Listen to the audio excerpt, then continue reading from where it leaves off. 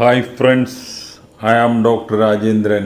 ഞാൻ ഇന്നിവിടെ ഉണ്ടാക്കി കാണിക്കാൻ പോകുന്നത് ഒരു പംകിൻ ഹലുവ, മത്തങ്ങ ഹലുവ. അപ്പോൾ അതിൽ ആദ്യം നമ്മളിപ്പോൾ 1/2 കിലോ പംകിൻ ഇതുപോലെ അരിഞ്ഞെടുത്തിരിക്കുകയാണ്. അത് ഇഡ്ഡലി കുട്ടകത്തിൽ വെച്ചിട്ട് ശരിക്കും വേവിച്ചെടുക്കണം. അതാണ് ഇതിൻ്റെ ഫസ്റ്റ് സ്റ്റെപ്പ്. അപ്പോൾ ഫസ്റ്റ് സ്റ്റെപ്പാണ് നമ്മൾ ഇഡ്ഡലി കുട്ടകത്തിൻ്റെ അകത്ത് വെച്ചിട്ട് ഇത് ആവി കയറ്റി വേവിച്ചെടുക്കുക. ഇത് നമ്മൾ തുറന്നിട്ട് ഇത് എന്താണെന്നൊന്ന് നോക്കാം. ഇങ്ങനെ ഒന്ന് കുത്തി നോക്കിയാൽ എല്ലാം നല്ലപോലെ വെന്തൽ. അപ്പോൾ അത് ഓഫ് ചെയ്യുക. ഇനി നമുക്ക് വേണ്ട ഇൻഗ്രീഡിയൻറ്റ് ശർക്കര. ഇത് 1.5 കപ്പ് ശർക്കര. ഇത് 2 ടേബിൾ സ്പൂൺ അരിപ്പൊടി, 1 ടേബിൾ സ്പൂൺ കോൺഫ്ലവർ കലക്കിയെടുത്തിരിക്കും. പിന്നെ ഇത് 3/4 കപ്പ് തേങ്ങാപ്പാൽ. തേങ്ങാപ്പാൽ നമ്മൾ ഇത് വെച്ചുണ്ടാക്കിയതാണ്. പിന്നെ അണ്ടിപ്പരിപ്പ് വേണം.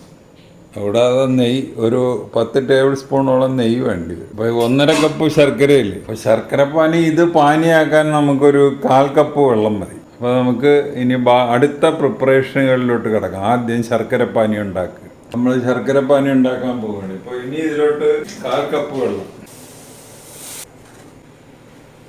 കുറച്ചുകൂടെ ഒന്ന് തിക്കായി കഴിഞ്ഞിട്ട് ഇത് അരിച്ചെടുത്ത് മാറ്റി വെക്കണം. എന്ന് പറഞ്ഞാൽ ഇതിൽ ചിലപ്പോൾ ഇച്ചിരി കല്ലും കട്ടയും ഒക്കെ കാണും, കല്ലും കരിക്കട്ടയും. ശർക്കരപ്പാനി നമ്മൾ അരിച്ച് മാറ്റി വെച്ചിരിക്കുക.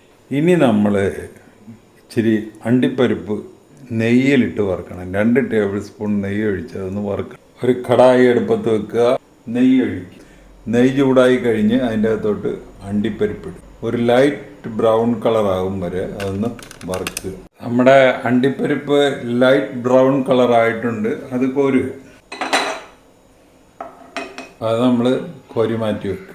മത്തങ്ങ നമ്മൾ ഇതുപോലെ അരച്ചെടുത്തിട്ട് ഇനി അത് അണ്ടിപ്പരിപ്പ് വറുത്ത ആ ചീനച്ചട്ടിയിൽ തന്നെ ഒഴിക്കുക. ഹൈ ഫ്ലെയിമിലിടരുത്. ഹൈ ഫ്ലെയിമിലിട്ടാൽ ഇതിങ്ങനെ പൊട്ടി തെറിച്ചുകൊണ്ടിരിക്കും. ഒരു മീഡിയം ഫ്ലെയിമിൽ ഒന്ന് തിളച്ച് കഴിയുമ്പോൾ മീഡിയം ഫ്ലെയിമിലിടുക. അല്ലെങ്കിൽ ഇതിൽ ഒഴിക്കാനുള്ളത് 3 പാനികളാണ്. ഒന്ന് 3/4 കപ്പ് തേങ്ങാപ്പാൽ.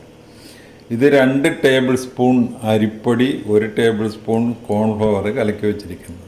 ഇത് ശർക്കരപ്പാനി. ഒരുമാതിരി കുറുകി കഴിയുമ്പോഴാണ് ആദ്യത്തേത് തേങ്ങാപ്പാലാണ് നമ്മൾ ഒഴിക്കേണ്ടത്. കുറച്ചുകൂടെ ഒന്ന് കുറുകട്ടെ. ഒരുമാതിരി കുറുകിയിട്ടുണ്ട്. അപ്പോൾ അതിന് നമുക്ക് അടുത്തത് തേങ്ങാപ്പാൽ ഒഴിക്കുക. അതിൻ്റെ കൂടെ ഒരു 2 ടേബിൾ സ്പൂൺ നെയ്യും കൂടെ ഒഴിച്ചു കൊടുക്കും. തേങ്ങാപ്പാൽ ഒഴിക്കുക, 2 ടേബിൾ സ്പൂൺ നെയ്യും കൂടെ ഒഴിച്ചു. അപ്പോൾ ഇതിങ്ങനെ ഹൈ ഫ്ലെയിമിലിട്ടാൽ ഇങ്ങനെ പൊട്ടി തെറിച്ചുകൊണ്ടിരിക്കും. അതുകൊണ്ട് നമ്മളൊരു മീഡിയം ഫ്ലെയിമിലിടും. അപ്പോൾ ഇപ്പോൾ നമ്മൾ ഇതിൽ തേങ്ങാപ്പാൽ ചേർത്ത് കഴിഞ്ഞ് തേങ്ങാപ്പാൽ ഒരുമാതിരി കുറുകി വരുമ്പോഴേ കോൺഫ്ലവറും അരിപ്പൊടിയും കൂടെ കലക്കി വെച്ചിരിക്കുന്നത്. നമ്മൾ യാതൊരു കാരണവശാലും പെട്ടെന്ന് കുറുകട്ടെ എന്ന് പറഞ്ഞ് ഹൈ ഫ്ലെയിമിലിടരുത്. അതിൻ്റെ കൂടെ 2 ടേബിൾ സ്പൂൺ നെയ്യ് ഒഴിക്കും. അടുത്താണ് നമ്മുടെ ലാസ്റ്റ് ശർക്കരപ്പാനി ഒഴിക്കുക. അപ്പോൾ ഈ അരിപ്പൊടിയും ഇത് ഒഴിച്ച് കഴിഞ്ഞാൽ നല്ലപോലെ ഇളക്കി കൊടുക്കണം, അല്ലെങ്കിൽ അതിൽ കട്ട പിടിക്കും. അപ്പോൾ ഇതൊരുമാതിരി കുറുകിയിട്ടുണ്ട്. നമ്മൾ ഇതിലോട്ട് ശർക്കരപ്പാനി ഒഴിക്കുക, നല്ലപോലെ ഇളക്കി കൊടുക്കുക. ഇത് അരിച്ച് വെച്ചിരിക്കുന്ന ശർക്കരപ്പാനിയാണ്. അപ്പോൾ നമ്മളിതിലാകെ 10 ടേബിൾ സ്പൂൺ നെയ്യ് ഉപയോഗിച്ചിട്ടുണ്ട്. ഒരുമാതിരി കുറുകിയൊക്കെ വരുന്നുണ്ട്. ഇപ്പോൾ ഒരുമാതിരി കുറുകിയിട്ടുണ്ട്. അപ്പോൾ നമുക്ക് ഈ അണ്ടിപ്പരിപ്പൊക്കെ ഇതിൻ്റെ പുറത്തങ്ങ് ഇടാം.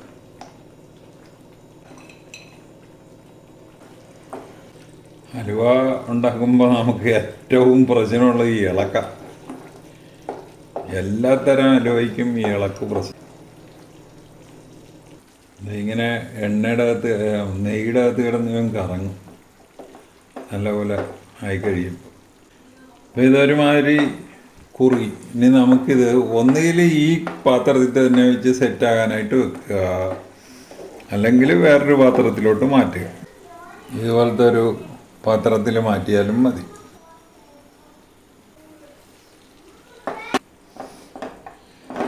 അപ്പോൾ നമ്മളിങ്ങനെ എടുക്കുമ്പോഴിത് കിടന്നിട്ട് ഇങ്ങനെ ആ എണ്ണയുടെ അകത്ത് കിടന്ന് കളിക്കുക.